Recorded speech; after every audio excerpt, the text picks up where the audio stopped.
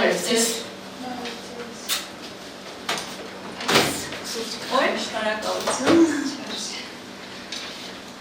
Հիմնականում պահանջված պրոցեդուրաները ուղղված են մաշկի բարելավման համար, այսինքն խորը խոնավեցում, մաքրում։ Երբ նախկինում մտածում էին արտաքին փոփոխությունների մասին, ինչ-որ արտահայտիչ ինչ-որ բաներ ունենան, որ նկատելի լինի, հիմա արդեն մոդայիկ է դառել առողջ փայլուն մաշկը։ Ծակոցներ կան, ընդհանրապես, հստակ կամաց տաքություն կզգաս։ Այժմ կոսմետոլոգիան այնքան բազմազան է, որ բոլոր հնարավորությունների տեր մարդիկ կարող են իրենց թույլ տալ օգտվել դրանից։ Մեկը մի քիչ ավելի թանկ պրոցեդուրայից, մեկը մի քիչ ավելի հասանելի, բայց բոլորն էլ արդյունավետ են ու միայն այն, որ կինը կարողանում է իր հոգսերը թոթափել ինչ-որ պահ, ինչ-որ ժամով հանգստանալ, իրան հաճելի բան թույլ տալ, այդ ամեն ինչը նաև շատ լավ անդրադառնում է կնոջ պսիխիկայի վրա։ Պատանեկան տարիքում խնդիրներ են առաջանում դեմքի հատվածում, ակնե են ունենում, շատ ողջունելի է, որովհետև մամաները շատ հետևողական են։ Մեր ժամանակ մենք էինք մեր մամաներին խնդրում, որ ինչ-որ մի բան անենք մեր վրա, հիմա մամաներն են երեխաներին բերում, համոզում են, որ կատարեն ինչ-որ մի պրոցեդուրա։ Պեպտիդներ են սրանք, որ շատ լավ ազդեցություն են թողում մաշկի վրա, չեմ ներարկելու չվախենաս։ Հիմա մրցունակությունը շատ մեծ է Գորիսը ու շատ լավ է դա այն առումով, որ մեկը մյուսին նայելով ձգտում է ինքն էլ ավելի լավը դառնա, դա առողջ մրցակցությունն է, որը շատ գովելի է ու ես շատ ուրախ եմ, որ մեր կանայք հիմա հնարավորություն ունեն Գորիսում օգտվելու շատ պրոցեդուրաներից, որի համար նախկինում հասնում էին Երևան։ Վեր կաց, հələ մի հատ քեզ նայի, ստեղ նայի։ Ոնց ես փայլում։ Շատ է փոփոխությունը նախկինում եւ հիմա անձի մարմնի հանդեպ կնոջ գիտակցումը բերել է նրան, որ նրանք հասկանում են, որ դա ոչ թե շքեղություն է, այլ ինքնախնամքի եւ ինքնադրսևորման արտահայտչած ձև է։ Հիմնականում, եթե մենք չենք ունենում օրգանիզմի ներսում ինչ-որ խնդիրներ, առաջի անգամ որ գալիս են, արդեն երևում է, էլի, ինքը կունենա խնդիր, թե չէ։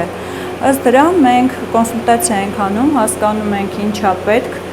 ուղղորդում ենք համապատասխան մասնագետի մոտ, եթե դա մեր լուծելու հարցը չի, հետո նոր արդեն բժշկի թույլատրությունից հետո կատարում ենք այդ պրոցեդուրան։ Եթե նայում ենք, տեսնում ենք, որ մաշկից ելնելով մենք արդեն ենթադրում ենք, որ նորմալ է մաշկի վիճակը, օրգանիզմի վիճակը, հանգիստ կատարում ենք պրոցեդուրան։ Այս մասնագիտությունը շատ-շատերն է գրավում, առաջի հերթին հիմնականում լինում է այն պատճառը, որ կարող են այս մասնագիտությունով գումար վաստակել, բայց իմ խորհուրդն է այն սկսնակներին, որոնք ուզում են մտնել այս ոլորտ, օրգանիզմի շատ առանձնահատկություններ պետք է դու իմանաս, հասկանաս, որոշակի հիվանդություններ, մաշկի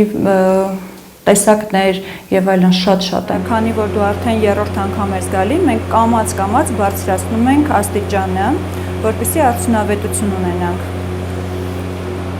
Կոսմետոլոգիան այն ոլորտն է, որ շատ մեծ արագությամբ զարգացում է ապրում եւ խնամքի միջոցների եւ ապարատային կոսմետոլոգիայի մեջ։ Այդ իսկ պատճառով շատ կարեւոր է այցելել տարբեր սեմինարների, մաստեր կլասերի, փորձի փոխանակում ունենալ տարբեր մասնագետների հետ, որպեսզի ատամների վրա մենք ազդեցություն չունենանք, ինչ որ չափով վնաս չտանք, մենք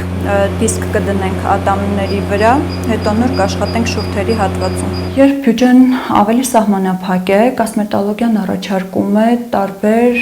այլընտրանքային միջոցներ, այսինքն ներարկումային կոսմետոլոգիան կարող է փոխարինվել ոչ ներարկումային, որը ավելի բյուջետային է եւ ավելի հասանելի է։ Քո արդյունքի պատճառներից մեկը ժամանակին ինտերվալը պահելով այցելելն է, դա էլ է շատ կարևոր։ Շուտն էլ չի պետք, մարդկա ասում է շուտ գամ, մենք նայում ենք մարդու մազի աճի ընթացքին, դրանից հասկանում ենք ինչ ինտերվալով պետք է իրան կանչել։ Կինը չի կարողանում շատ հաճախ այցելել մասնագետի մոտ, մեկ խորհրդատվությունը իրեն բավարար կլինի, որպեսզի ինքը կարողանա կազմակերպել իր տնային խնամքը այնպես, որ երկար ժամանակ պետք չլինի այցելել մասնագետի։ Եվ պարտադիր չէ, որ լինի թանկարժեք կոսմետիկ միջոցներ, կան նաև ավելի բյուջետային կոսմետիկա, որ հասանելի կլինի ցանկացած կնոջ։ Տեսնելով Գորիսում մեծ պահանջարկ եւ ինչու ոչ նաև պահանջներ, ես ավելի խորացնում եմ իմ մասնագիտական հնարավորությունները, հմտությունները եւ նաև տարածքը։ Շուտով կունենանք էսթետիկ կենտրոն, որը հագեցած կլինի բազմաթիվ սարքավորումներով, նոր ծառայություններով։